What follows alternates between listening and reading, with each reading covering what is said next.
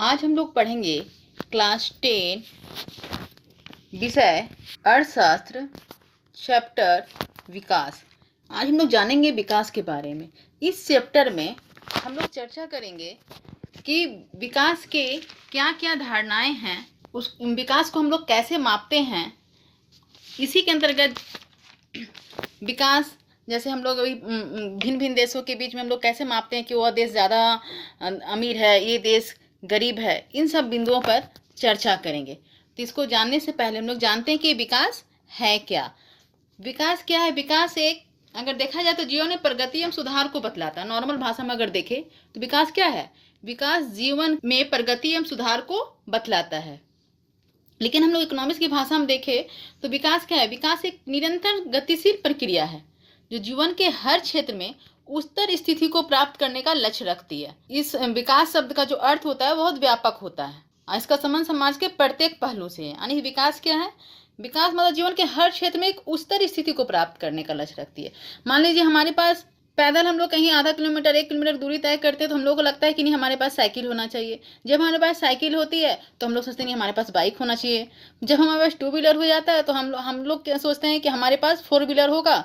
यानी कि हर क्षेत्र में हम लोग उच्चतर स्थिति को प्राप्त करते हैं, चाहे वो शिक्षा के क्षेत्र में हो या विभिन्न क्षेत्र में हो। ठीक है, तो विकास के बारे में ही चर्चा करेंगे। विकास क्या है? विकास का जो लक्ष्य है वह भिन्न भिन्न विकास का जो लक्ष्य है वो हर लोगों के लिए अलग अलग है। एक व्यक्ति के लिए जो विकास है कोई जरूरी नहीं कि दूसरे के लिए भी वो विकास हो। इस तालिका से हम समझेंगे कि विकास कैसे भिन्न भिन्न लोगों के लिए, विभिन्न श्रेणी के लोगों के लिए विकास का जो लक्ष्य होता है वो अलग अलग होता है। जैसे देखिए हम लोग इस तालिका में देख रहे हैं भूमिहीन, ग्रामीण, मजदूर। इसके लिए विकास का मतलब, विकास का जो लक्ष्य होती है वो क्या है? उसको अच्छा पेमेंट मिले, मजदूरी मिले, है ना, उसके पास अपना खुद का एक ज़मीन हो क्योंकि भूमिहीन है, उसके बच्चे को स्थानीय स्कूल में उसके बच्चों का उच्चतम शिक्षा मतलब अच्छा से अच्छा शिक्षा प्रदान किया जाए, उसके साथ किसी भी तरह का भेदभाव ना हो। ये सब उसके लिए क्या है? विकास का लक्ष्य है। जबकि पंजाब के एक समृद्ध किसान को हम देखेंगे तो उसके लिए क्या है विकास का लक्ष्य?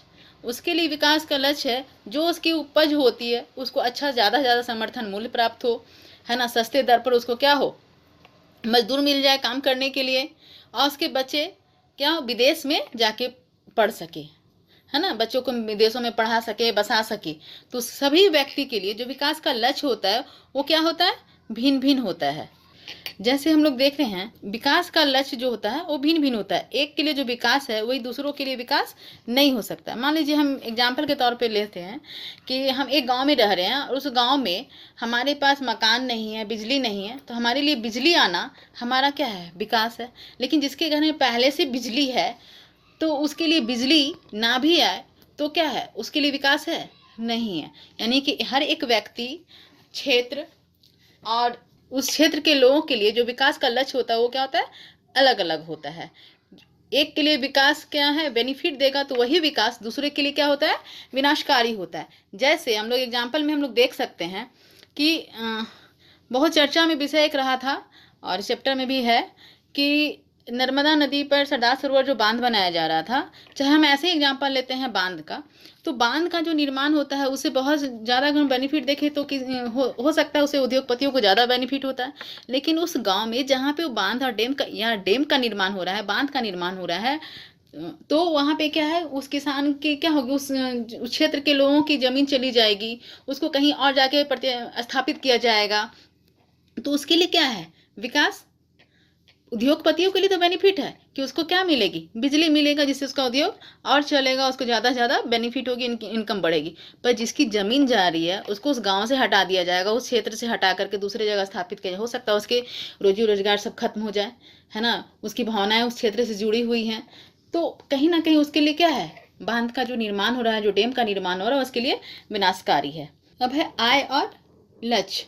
हम लोग इसे जानते हैं कि आय और लक्ष्य क्या है। मान लीजिए आय और उनका लक्ष्य, हम कहीं जॉब करने जा रहे हैं, तो जॉब करने जा रहे हैं तो हम वहाँ पे क्या देखेंगे कि हमको कितना इनकम हो रहा है? नहीं, हम उसके साथ साथ देखेंगे कि उस जगह के आसपास के एनवायरनमेंट कैसा है, हमको पेमेंट मिल रहा है, क्या समय पर पेमेंट मिलता है या नहीं मिलता है, छुट्टी कितना है, काम के घंटे कितना है चीज़ को देखते हैं। हमको वहाँ पे कितनी हमारी फ्रीडम मिलती है ना। अन्य लोग जो भी वहाँ वर्कर उनके साथ हमारे उनके साथ जो व्यवहार किया जाता है, हमारी बराबरी का व्यवहार होता है या नहीं होता है, हमें सिक्योरिटी मिलती है या नहीं मिलती है, रिस्पेक्ट मिलता है या नहीं मिलता है, इन सब चीज़ों को देखते हैं। ये सभी जो महत्वपूर्ण लक्ष्य हैं, ये सब क्या है, आय और उनके लक्ष्य हैं। तो हम लोग सिर्फ अगर कहीं माने जाए हमारे घर से उसकी जहाँ हम लोग को जॉब मिल रहा है उसकी डिस्टेंस कितनी है, इस सब चीज़ों को हम लोग देखते हैं। अब है राष्ट्रीय विकास। राष्ट्रीय विकास है क्या? देश के विकास के विषय के विभिन्न लोगों की धारणाएं होती है, भिन्न भिन्न या परस्पर विरोधी होती है। देश के विकास के विषय में जो हमारी जो धारणाएं होती है वो क्या होती है, हमेशा एक दूसरे से विरोधी या भिन्न भिन्न होती है। कोई जरूरी नहीं कि देश में समझने की जो प्रक्रिया होती है, जो हम सोच रहे हैं वो मेरी ही जैसी हो, सबकी क्या होती है, अलग अलग होती है। अब है टॉपिक विभिन्न देश एवं राज्यों की तुलना कैसे की जाए, यानी विभिन्न देशों एवं राज्यों की तुलना कैसे की जाए। हम लोग कैसे जाने कि कौन सा राज्य ज़्यादा धनी है, कौन सा राज्य गरीब है, यानी कि कौन सा देश विकसित है, कौन सा देश अविकसित है। हम कहाँ से पता करेंगे, कैसे हम लोग पता करते हैं कि कौन सा देश विकसित है और कौन सा। तो कहीं ना कहीं हम एक कंट्री का दूसरे कंट्री से जो कंपेयर करते हैं वो किससे करते हैं, उसकी इनकम से करते हैं, यानी कि उस देश की आय से करते हैं। तो कंपेयर करने के लिए भी जो हम उसकी कुछ विशिष्टता को लेकर करते हैं, यानी कि उसकी आय को लेकर करते हैं। जिस देश की आय जितनी अच्छी होगी उसकी वो विकसित होगा, है ना। तो हम लोग पूरे कंट्री का इनकम कैसे पता करेंगे कि वह पूरा, तो हम जो कंपेयर करेंगे किससे कर रहे हैं, एक इनकम से कर रहे हैं। तो उस देश का हम इनकम कैसे पता लगाएंगे, तो उस कंट्री का जो इनकम जो पता करते हैं उसके प्रति व्यक्ति आय, या उसके जिसको हम लोग औसत आय या प्रति व्यक्ति आय भी कहते हैं। तो प्रति व्यक्ति आय क्या है, जब देश की कुल आय को कुल जनसंख्या से भाग देकर निकाली जाती है ना। यानी उस देश की जितनी कुल आय है उसको उस देश में रहने वाले कुल जनसंख्या से भाग देते हैं तो प्रति व्यक्ति आय निकल जाती है, जिसे हम लोग औसत आय भी कहते हैं। एग्जाम में पूछता भी है प्रति व्यक्ति आय क्या है ना।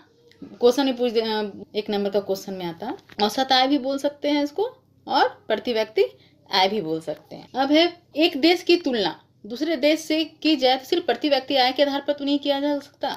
मानव विकास सूचकांक, जिसे शॉर्ट में कहते हैं HDI, जिसका फुल फॉर्म होता है ह्यूमन डेवलपमेंट इंडेक्स, मानव विकास रिपोर्ट। तो यह UNDP के द्वारा निर्धारित की जाती है। सिर्फ आय के आधार पर हम किसी भी देश को विकसित या अविकसित नहीं कह सकते हैं।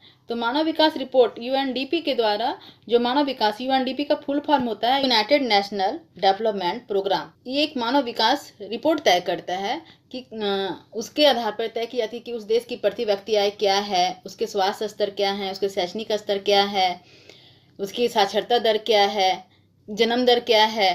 तो इन सब को मिला करके मानव विकास रिपोर्ट तैयार किया जाता है। हम लोग यहाँ पे देख भी रहे हैं, इस तालिका में दिखाया भी गया है मानव विकास रिपोर्ट के बारे में। यहाँ देख रहे हैं मानव विकास UNDP का जो मापदंड है मानव विकास रिपोर्ट, उसके आधार पर श्रीलंका इनकम दिखा रहा है डॉलर में। क्रय शक्ति के आधार पर क्रय शक्ति की जो क्षमता है अमेरिकी डॉलर पे 11,326 है, जबकि भारत का 6,353 है। यानी कहीं ना कहीं मानव विकास रिपोर्ट के अनुसार HDI के अनुसार श्रीलंका का विश्व में 76वां स्थान है, जबकि भारत का 130। तो कैसे हुआ, तो वहाँ पे श्रीलंका में हमारे से ज़्यादा अच्छा साक्षरता दर होगी, वहाँ की जो इनकम होगी प्रति व्यक्ति आय हमसे ज़्यादा होगी। तो एक देश की तुलना दूसरे देश की जो तुलना की जाती है तो सिर्फ आय पे ना हो करके इन घटकों पे ही की जाती है, इन बिंदुओं पर भी की जाती है कि उस देश की साक्षरता दर क्या है, वहाँ प्रति व्यक्ति आय क्या है, स्वास्थ्य क्या है, वहाँ जन्म दर कैसा है। इन सब बिंदुओं पर की जाती है, जिसको हम लोग हर एक पॉइंट को नेक्स्ट वीडियो पर समझेंगे।